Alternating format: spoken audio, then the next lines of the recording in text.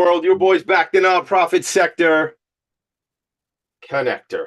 Coming at you. I'm looking at my new friend Jade Pinto's background. She got a little Buddhas in the background. I got a lot of Buddhas in the background. I feel like I got to do a little namaste in the attic for everybody here. Namaste in the attic before we get started. I am fired up, but we got to also ground ourselves. Right on, right? We got to ground ourselves. So this is Philanthropy and Focus. We've never grounded ourselves at the beginning of the show. Jade, should we get grounded? Just like be where your feet are, right? Namaste. Absolutely, absolutely. I dig it, man. I totally dig it. I dig your background. Matt Simone's here. Matt, Jade, the organization is Bravo Foxtrot. We're going to get into very important conversations about the important work that the organization is doing. So first of all, let me just say this. Good morning, and thank you both for being here. Thank you. Yeah, thank you for having us. It's certainly an honor and a privilege anytime we have the opportunity to spread this message, spread this word on any platform for that matter.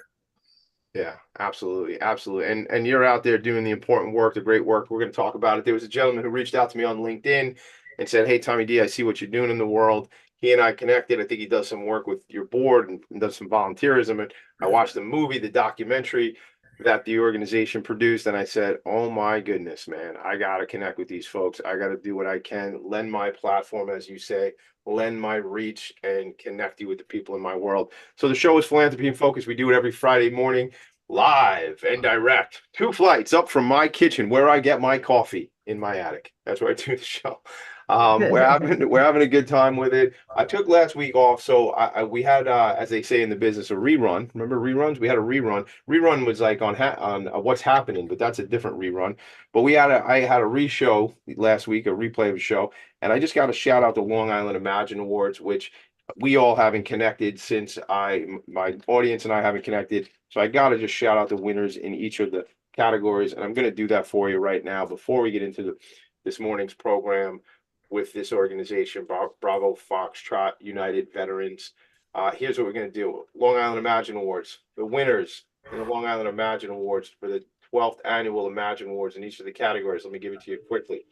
So in the Bethpage Federal Credit Union DEIA Award was the Women's Diversity Network. In the Serenian Associate Social Impact Award was SCO Family of Services. Sir Tillman Ballin Leadership Excellence Award went to David Kilnick from LGBT Network. Spirit of a Huntington Arts Center won the Claire Friedlander Family Foundation Arts and Culture Award. Flagstar Bank sponsored the Innovation Award, and Green Inside and Out won that award. Jovia Financial Credit Union inducted Viscardi Center into the Hall of Fame. So that was a big deal. A lot of crying. Shout out to Dr. Chris Rosa and all the people over at Viscardi. Hair We Share won the Nerds That Care. That rhymes. Won the Nerds That Care Fan Favorite Award.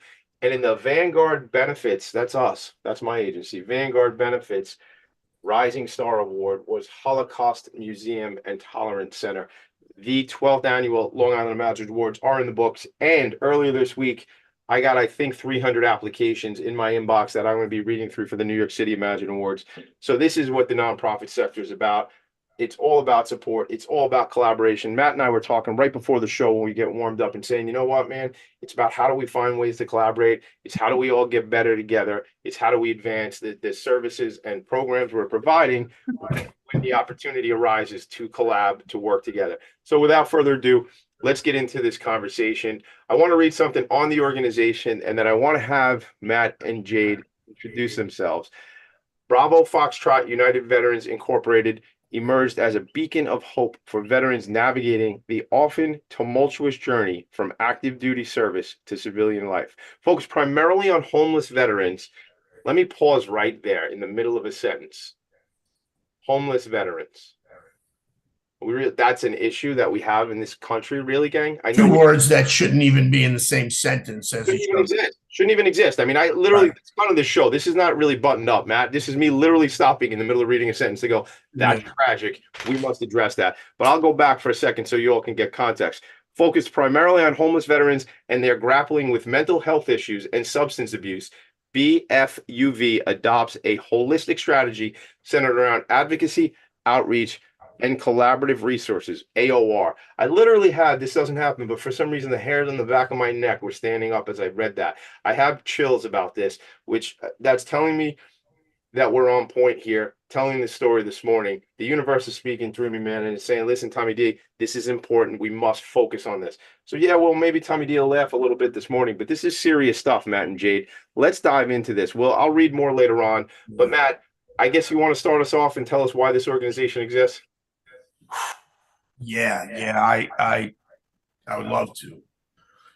So I would have to start by saying that first of all, I am absolutely so humbled and so honored to be able to sit here, have this conversation with you, and have others hear my voice. And I made a vow to myself that I would always remind myself of that. And I remind myself of it every single day, because by all means, I really shouldn't be here right now. And when I say that, my military service, where that's taken me, when so many others have lost their lives, which is an interesting thing, because some of us, many of us, we pay with our lives all at once, but most of us, we pay with our lives all over a lifetime. And it's an interesting concept, but let me focus on what you asked me. So back in November of or October of 2006, I was a young man by the age of 21 years old, and I decided to enlist in the United States military. And I did so. I served for nearly a decade, just under. I had planned on doing a career, making a career out of the military. I mean, I felt like I really found my niche, if you will, in life, and I excelled. I excelled to the degree in which, and let me preface this with, this is not to boast or to state my accolades in any way, but rather it's to showcase where life can take us, both the highs and the lows, and the paradox, if you will, of my story. So when I enlisted, I ended up serving under Operation Iraqi Freedom, Operation Enduring Freedom, Operation New Dawn. I also served, I've been to just about every single country throughout the north of the Democratic Republic of Congo. Now, all of that being said, I had a top secret clearance. I was with the Chief of Naval Operations, Priority One Command. That is a tier one command. For those of you who aren't familiar with DevGru, DevGru is the unclassified term for the command who I was with. That was a command that was responsible for taking down OBL, or Osama bin Laden. Now, throughout all of those accomplishments, and we're talking about some real accomplishments, folks, I found myself, after I was discharged, forcibly discharged, might I add, in 2016, divorced from my wife at the time. At the time, my wife, I divorced. I was a stranger to my children. I became isolated, depressed, anxiety, struggle with anxiety, severe anxiety. I my home, did I say my home was foreclosed on? Uh, Again, if I said this, I don't know if I said if my truck was repossessed. I lost everything. And this is so real to me. It's so real that I could, as I'm speaking to you, I could break down in tears because I can't in words can't describe the the roller coaster that my life has taken me on to bring me to where I am now. I was homeless, living behind a Wawa's gas station. Wawa is a prominent gas station south of the Mason Dixon line, and living in tents or figuring out ways to survive. And I lived this way for a year and a half.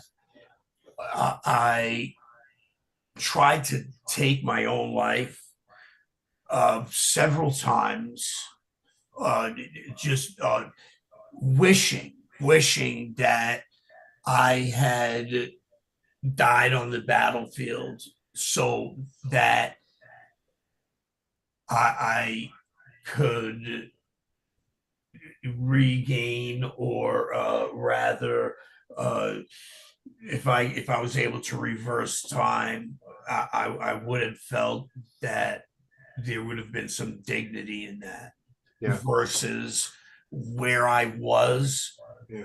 and then where I was at that time. So the high level of authority and pride and involvement, and you were making a difference to the point where tragically you're on the street and you've lost everything. Um, I, I, the fact that I said this in the beginning of the show, the fact that this is even a thing is should be incredible to us. That it is. First of all, let me go back for a second. The fact that we allow people to be homeless, that we're not addressing homelessness, let's just say that, right? I don't understand it. I don't have the solution for it, but I think, we need to talk about it. Then I think you take that homelessness challenge and you have our veterans who we made a commitment to, right? Matt and Jade, we made a commitment that when someone goes over and does this work on behalf of us, that we're going to support them. And then Matt, is the support is not there.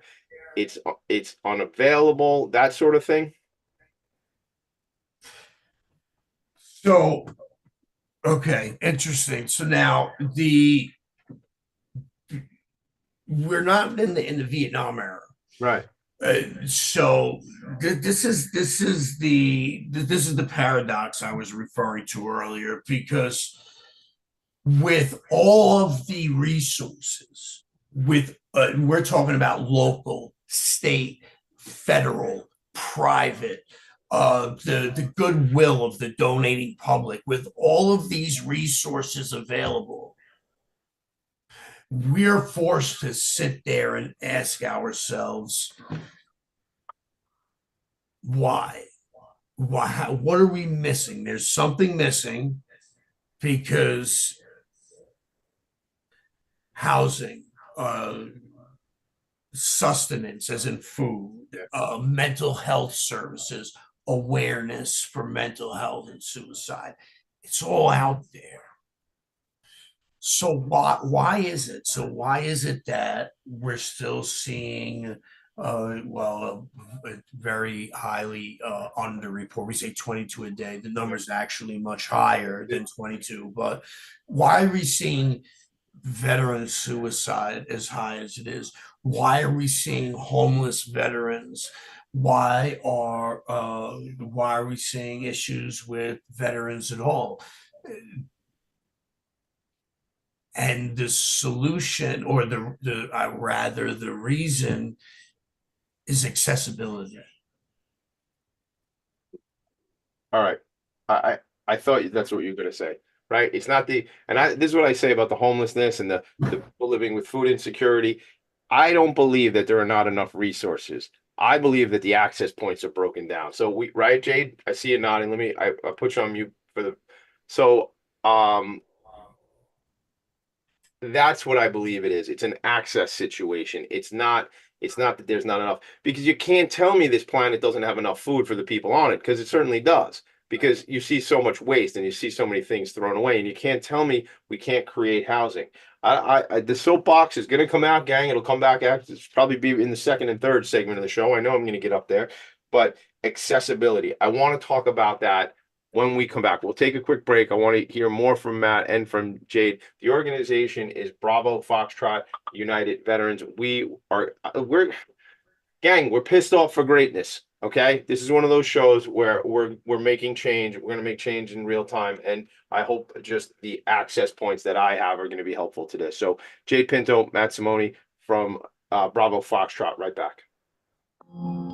Are you a conscious co-creator? Are you on a quest to raise your vibration and your consciousness? I'm Sam Leibowitz, your conscious consultant, and on my show, The Conscious Consultant Hour, Awakening Humanity, we will touch upon all these topics and more. Listen live at our new time on Thursdays at 12 noon Eastern Time. That's The Conscious Consultant Hour, Awakening Humanity, Thursdays, 12 noon on talkradio.nyc.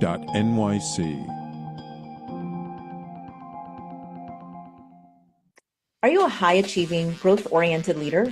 Are you interested in developing your authentic leadership while creating a healthy, inclusive workplace? Hi, I'm Dr. Mira Brancu, host of The Hard Skills on talkradio.nyc at 5 p.m. Eastern on Tuesdays, where we discuss how leaders develop the hard skills needed to make a greater impact. We interview experts, have live coaching, and tackle these challenges. Listen to The Hard Skills on Tuesday at 5 p.m. Eastern on talkradio.nyc. Are you a business owner? Do you want to be a business owner? Do you work with business owners? Hi, I'm Stephen Fry, your small and medium-sized business or SMB guy, and I'm the host of the new show, Always Friday. While I love to have fun on my show, we take those Friday feelings of freedom and clarity to discuss popular topics on the minds of SMBs today. Please join me and my various special guests on Friday at 11 a.m. on talkradio.nyc. You're listening to Talk Radio NYC. Uplift, educate, empower.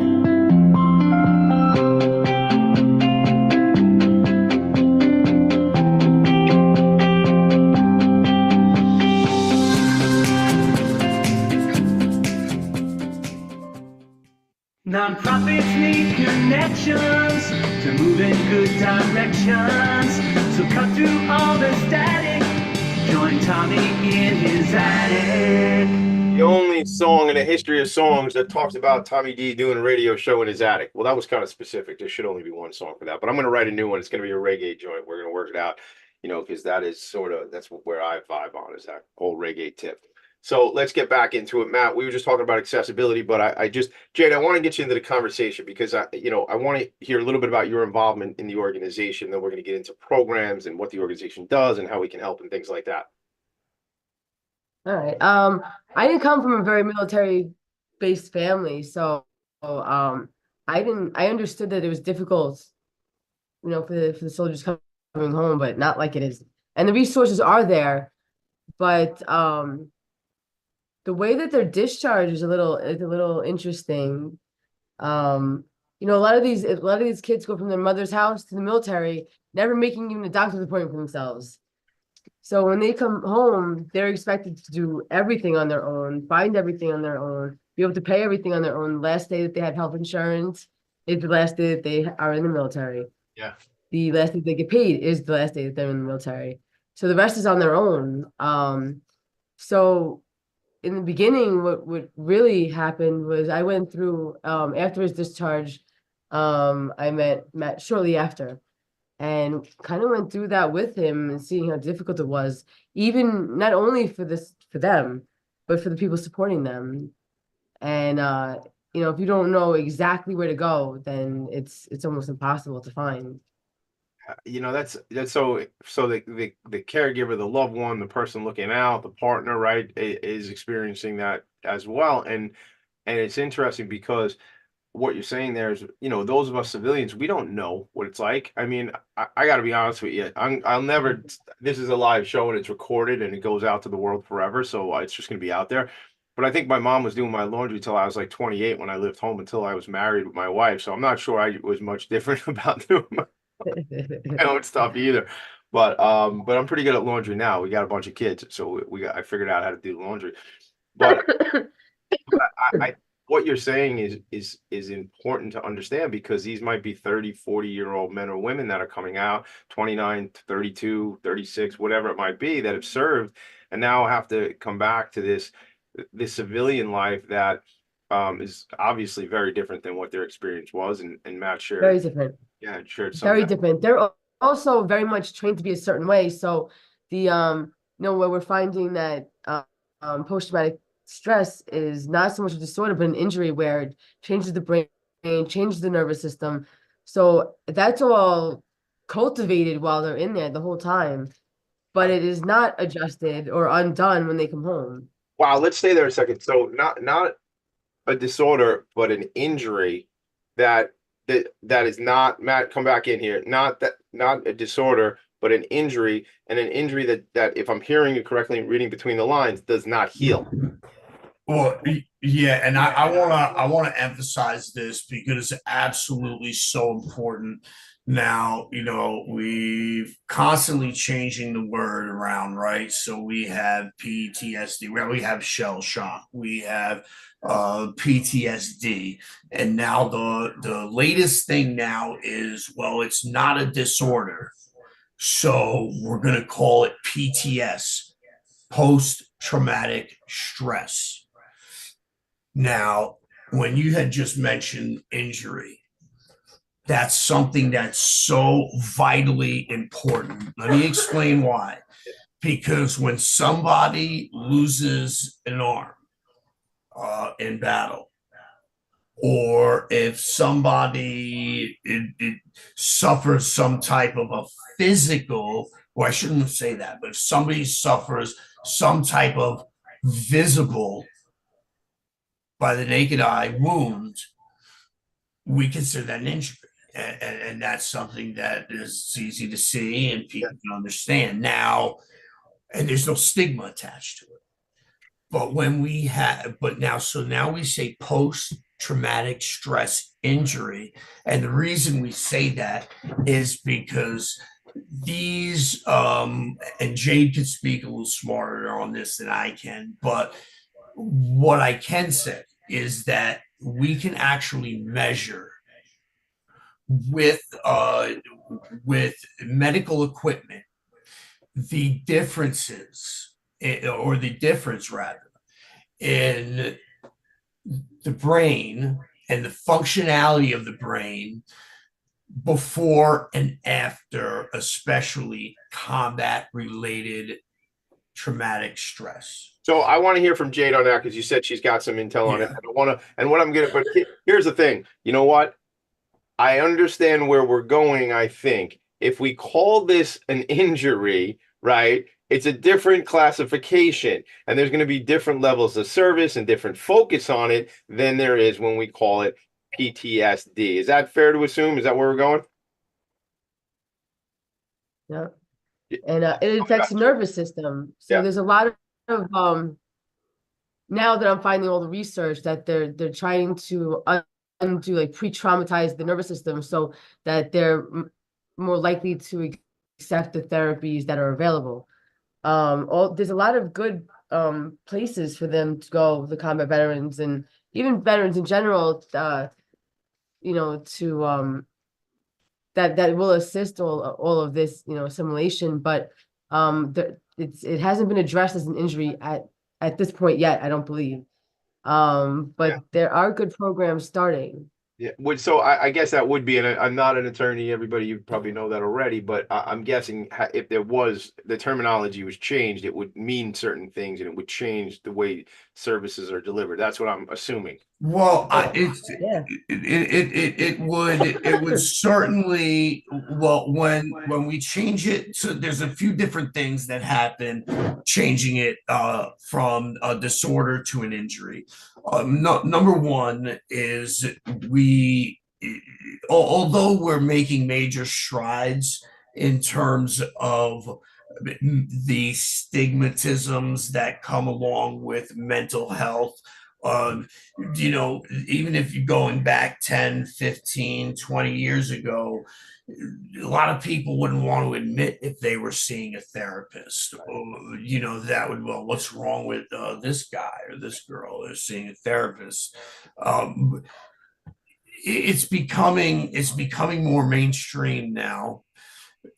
But post-traumatic stress, PTS or PTSI, is something that, when in terms of the military, now it's a mental, it falls under mental health, but we need to recognize it as an injury as a result of our combat service, because it is just as much an injury as if I get shot in the shoulder, if I lose a limb, if I lose a leg.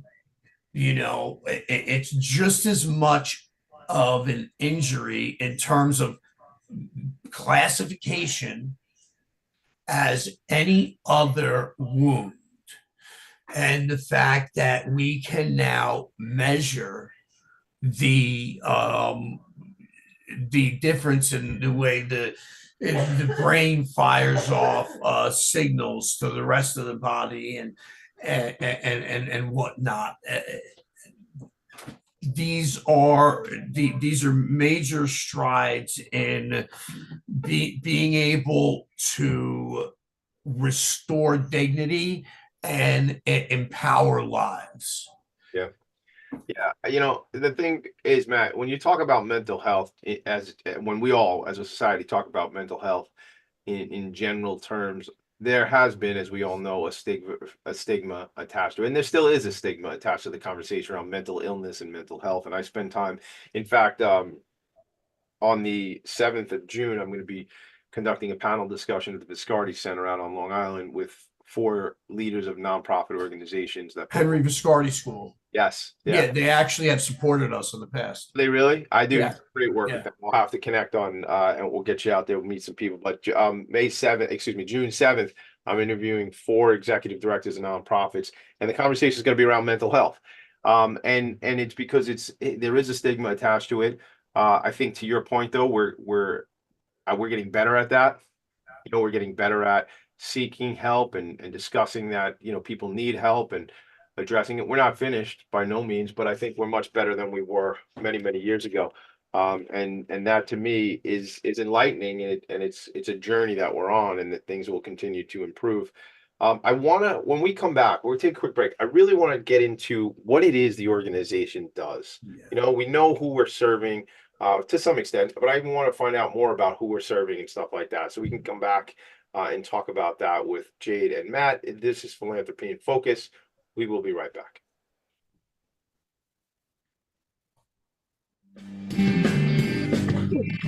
Hey everybody, it's Tommy D, the nonprofit sector connector, coming at you from my attic. Each week here on talkradio.nyc, I host the program Philanthropy in Focus. Nonprofits impact us each and every day, and it's my focus to help them amplify their message and tell their story.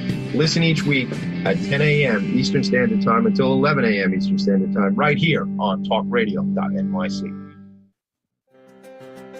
Were you an essential worker during the pandemic? If you needed to learn stages of epilepsy, did you depend on advocates? Did you use new innovations to cope with mental and neurological issues? Maintaining high quality of life and keeping good mental health are what we all strive for. I'm Frank R. Harrison, host of Frank About Health, And each week, top healthcare influencers, professionals, and innovators answer these questions and more. Stay tuned on Thursdays at 5 p.m. on talkradio.nyc, and I will continue to be frank about health with all of you. Are you a business owner? Do you want to be a business owner? Do you work with business owners? Hi, I'm Stephen Fry, your small and medium-sized business or SMB guy, and I'm the host of the new show, Always Friday. While I love to have fun on my show, we take those Friday feelings of freedom and clarity to discuss popular topics on the minds of SMBs today. Please join me and my various special guests on Friday at 11 a.m. on talkradio.nyc. You're listening to Talk Radio NYC at www.talkradio.nyc. Now broadcasting 24 hours a day.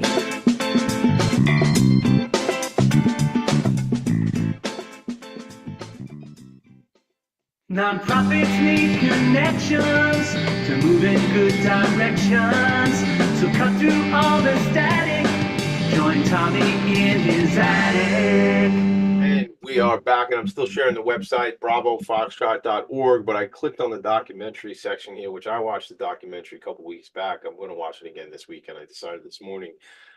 It was so touching. It was a Sunday night when I watched it, and I said, I was chatting with somebody on LinkedIn, one of the folks that's connected to your organization, and I was like, thank you for reaching out. We got to get this, we got to get you guys on the show. We got to talk about this stuff, and thank you for being here. So, Jay, do you want to jump in a little bit about kind of what the day in the life of the organization looks like and your role in the organization and stuff you're working on?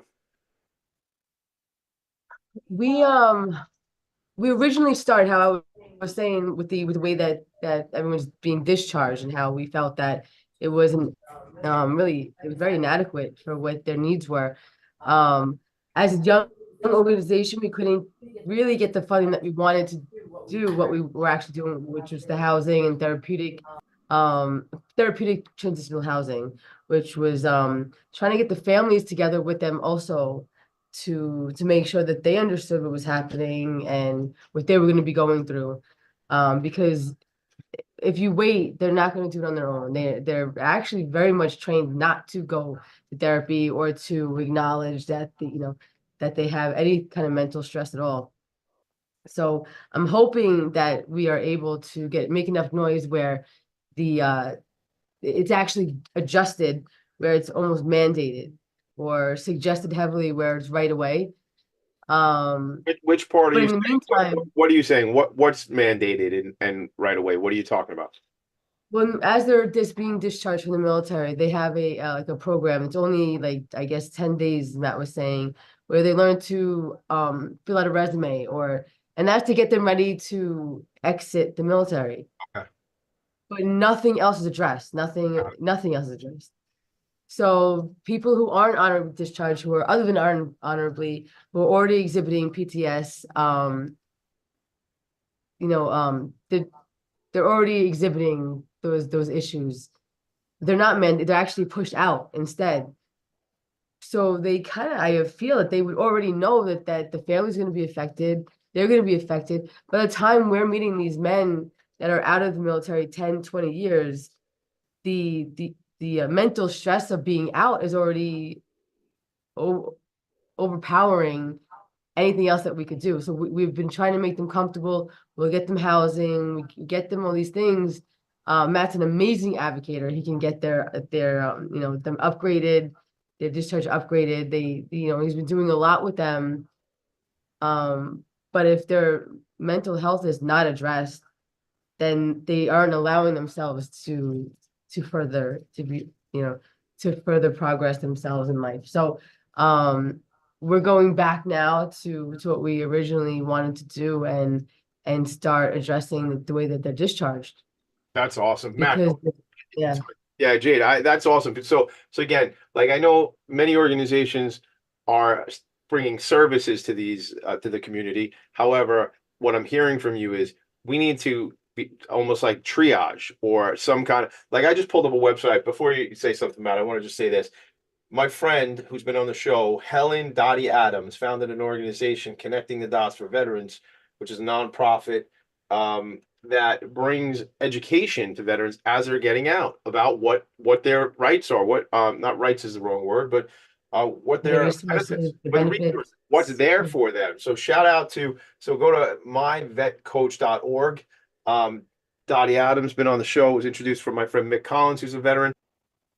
And I think you all should connect with Dottie. We'll have to make Jade, we'll take that, we'll make it happen, because that's the stuff you're talking about. Like, Yeah. that's real. That's real. Like, somebody's about to be discharged and they're going to need services and they're going to need support. And to your earlier point, again, I'm not a veteran, so I'm speaking, I'm learning. But, to your point is, maybe they lived home when they were younger and everything was taken care of, and then they go to the military and certain things are taken care of, and then then it's on you, and you've been, it's not, and that's just a piece of this whole thing.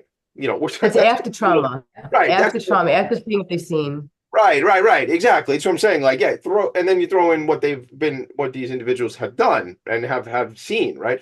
But so now you've gone through trauma and now you have to figure this out. No, we need support. That's what we need. Second ever episode of this program. Dr. Larry Grubler, CEO of Transitional Services for New York, TSINY. They serve 5,000 individuals in the 5 boroughs. I'm sure many of these individuals are veterans, and they serve 5,000 individuals. And he said to me, Tommy, we all need support at different times, and we all need some help. And that's it, gang. That's what it is. And that's what I'm hearing you say, Jade, is the resources are there, but and it's really, how do we help individuals access and get to these resources? That's part of it. Jade, I think you have something to say, and then Matt. No, I think he's ready. So, yeah, absolutely. I want to say a couple of important things here. So, the amount of money, the amount of funding, the dollars, that's something that we can all understand. We can quantify things, and it becomes easy for us to understand in our minds. So the amount of funding that is available for the Department of Defense, the DoD, when it comes to deploying our service members downrange, sending them into a combat zone, when it comes to ensuring that they are fit for full duty, when it comes to ensuring that they are ready to enlist in the armed forces, is astronomical. The funding is there, and there's no shortage.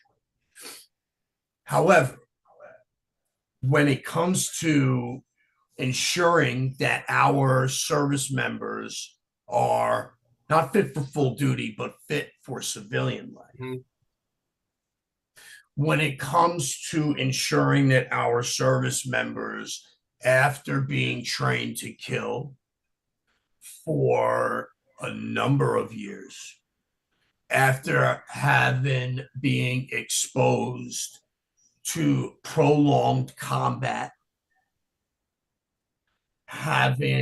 being exposed to major traumatic events in terms of the loss of life of our brethren. All of the following I am unfortunately all too familiar with. When it comes to that funding, it is little to nothing. And therein lies a major flaw. Now, let me just stop myself there for a moment, because let me digress. Now, Jade was referring to before, there's a program that they do have. It's called the TAPS program, which is an acronym for Transition Assistance Program for Service Members. And it spans over the course of 2 weeks, 10 days to be exact, Monday through Friday. And that is it's a PowerPoint presentation that outlines primarily how to do job interviews, and how to create a resume. Now, with all of that being said, 10 days and a PowerPoint does not nearly suffice or even touch the needs of our service members when reintegrating into society and their families. And it goes beyond even combat veterans, as Jade was touching on before. When we enlist in the armed forces, we're told when to eat, when to sleep. Our doctor's appointments are made anywhere we have to be. All of these things are done for us. It's very systematic. It's very regimented. And when we are discharged, the world in which we are discharged into not only is very different in terms of structure and hierarchy or whatnot, but it also does not understand military life, combat. When you go to a country like Israel, right now, or some countries in Europe, there's everybody by the time they're age of 18, well, every male at least, Israel, I think it's females now too, but every male at least by the age of 18 is required to join in the military. So upon exiting or upon discharging from the military, you find less instances of PTSI or these mental health issues. And that's simple. And that a lot of that has to do with the isolation and being marginalized by society. I want to ask you a question. Thank you for all that. So what context you've given people that don't understand this, Matt? I think it's incredible context. It's really, to me, it's a paradigm situation, right? It's a veteran is in one paradigm, and then they're in this other paradigm called civilian life, right? With all these, you said you go from a systematic and regimented life to something that is much less structured, if at all. Like life, in regular America, where you're not in service, is not structured at all, right? So, my question is, or I guess it is like, how does give me the context. You say you have 2 weeks of a PowerPoint and some training, right? So 10 days, right? 10 days, yeah, 10 days. Monday through Friday. I want to know, so if that happens on today, if it happened earlier this week, starting this Monday, which was I guess the 6th of May, right? Where was that veteran 3 days before that started? Yeah, so three days, but 3 days before that started, before they came home for this 10-day thing, where were they? Right. So prior to going to a program like the TAPS program, they would whatever they were in,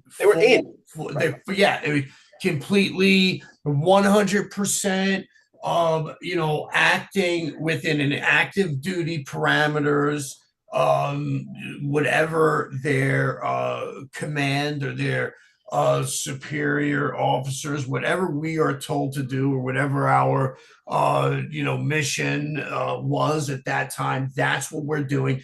We literally go from that to a 10-day program to maybe a week or so of some administrative odds and ends, getting our paperwork together, to nothing. Yeah, so that's what I need people to hear, Matt. Like when we talked about this last night, like that reality that, okay, if I'm in the service, stark reality, and I'm downrange, as your term, I'm using your terminology. If I'm downrange and I'm in a combat scenario, and then I'm discharged on Friday, theoretically, I could be in a quote unquote PowerPoint classroom on Monday in civilian world where I was on the front lines. Right. So I don't know. I don't have that context, but hearing that told that way, I'm affected by that. I think others would be like, that doesn't really make sense. Like that's Yeah, you need a little yeah, more transition. And then you yeah. go through that program, and after that program, you say little paperwork, little odds and ends. And now it's like, okay, now you're 3 weeks out and you're supposed to go, I assume, go get a job, go get housing, reintegrate into society, um, utilize all different services, maybe, go to the supermarket, things that you never had to do, not never, but haven't had to do in a long time because your role was to be in the service, not to be worried about, how do I find a meal and how do I find housing and all that stuff. That was managed for you. So I'm trying to be dramatic here, and maybe it's coming across that way, but the point is that doesn't make a whole heck of a lot of sense to me. That doesn't seem like it's enough. You know, it is. I mean, it doesn't make sense, and this is one of the topics that we really try to shed a lot of light on, because it's being set up for failure in many ways. And I remember it like it was yesterday, and so many of our young service members, because let's not also forget out there, ladies and gentlemen, that these men and women, these boys and girls that are being recruited from high school, many of them 17 years old, and are now, I don't know, the demographic, the viewer demographic here, but I can tell you for myself that I have a daughter who's 18 years old right now, and she cannot legally buy alcohol and consume alcohol inside or in this country by our laws. However, she could have already enlisted at 17, before 18th birthday, enlisted, been shipped off to combat, and died for our country. And these are our children. These are our children who are not fully developed in many ways. And let it not be mistaken, I'm a patriot. I'm a proud patriot of our nation. However, it is our civic duty to point out and to address the issues that are going on. And I want to say out there to all the veterans who are listening, that it's very easy to sit here and to say, well, the VA sucks and the VA moves like molasses, and you go to put in a claim and you don't hear anything back, and this, that, and the third. But we need to start taking personal responsibility ourselves, and we need to be proactive. And that's really Bravo Foxtrot United Veterans, and what we're here doing is we need to, and that's what we say, restore dignity and empower lives. And through being proactive and through learning how to self-advocate, and collectively, we are a very powerful demographic. I love this. And we need to really wrap our heads around that and understand that a little more. Yeah, restore dignity and empower lives. Yeah, absolutely. There's definitely personal responsibility. However, we also need support, like we talked about, Matt. So yes, and right, yes, and we got to take a little break. When we come back, we're going to wrap up the show. When we wrap up, I want to know what's upcoming for the organization, how we can help, what collaborations you all might be looking for. While we go to break, I'm going to share the website for my other friend, Helen Dottie Adams. So you all can check that out, myvetcoach.org. But I put it in the chat for you, Jade. We'll connect on that later on. We should all jump on a Zoom meeting. All right, going to a break. Right back. Are you a high-achieving, growth-oriented leader? Are you interested in developing your authentic leadership while creating a healthy, inclusive workplace? Hi, I'm Dr. Mira Brancu, host of The Hard Skills on talkradio.nyc at 5 p.m. Eastern on Tuesdays. where we discuss how leaders develop the hard skills needed to make a greater impact. We interview experts, have live coaching, and tackle these challenges. Listen to The Hard Skills on Tuesday at 5 p.m. Eastern on talkradio.nyc. Hey everybody, it's Tommy D, the nonprofit sector connector, coming at you from my attic. Each week here on talkradio.nyc, I host a program, Philanthropy and Focus. Nonprofits impact us each and every day, and it's my focus to help them amplify their message and tell their story. Listen each week at 10 a.m. Eastern Standard Time until 11 a.m. Eastern Standard Time, right here on talkradio.nyc. Are you a conscious co-creator? Are you on a quest to raise your vibration and your consciousness? I'm Sam Leibowitz, your conscious consultant, and on my show, The Conscious Consultant Hour, Awakening Humanity, we will touch upon all these topics and more. Listen live at our new time on Thursdays at 12 noon Eastern Time. That's The Conscious Consultant Hour, Awakening Humanity, Thursdays 12 noon on talkradio.nyc. You're listening to Talk Radio NYC at www.talkradio.nyc. Now broadcasting 24 hours a day.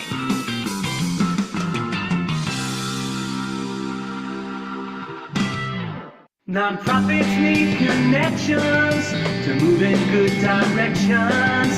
So cut through all the static. Join Tommy in his attic. We're back, and this is sort of like the lightning round, like at the end of a game show when it goes bing, bing, bing, bing. It's the lightning round. We're running out of time because I allowed us, because we were having an important conversation, I allowed us to go way over on our breaks on the last segment. So we're going to have to sum it up shortly this morning. But I there's something I want to say, Matt. You said I'm a patriot. It's not that I'm against anything that this country does, but as a patriot and as a veteran who is all about service, you're continuing to serve in the work you're doing right now. You're continuing to serve those in need, which is the agreement you made years ago back in 2006, and you're continuing to live that out as an unlisted, as somebody who's left the service in that regard. So I mean, isn't that what this is about? It's to continue to serve, and it's I don't think it needs to be a binary thing where it's like I'll speak for myself. Because I'm upset about the way things are being done means I don't love this country. No, I love this country and I love the people in this country and I want to make things better for people, right? I mean, isn't that all we're talking about? That's exactly what we're talking about. And those are the principles.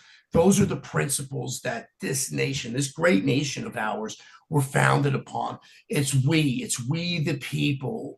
It's our civic duty. We need to stand up, and we need to take positive control of the situations that we see before us. We can't always pass the buck and pass the responsibility on to someone else. I can say that one of the things that we do that does set us apart is the fact that we are going out there. We're going out to the train stations at night. We're going out to these wooded lots scattered throughout our communities here on Long Island. And we are locating homeless veteran encampments where, we're not all about homeless veterans, but we saw something. We are seeing homeless veteran encampments. These are some of these gentlemen, happen to be men, are homeless by choice. They don't want to be in society.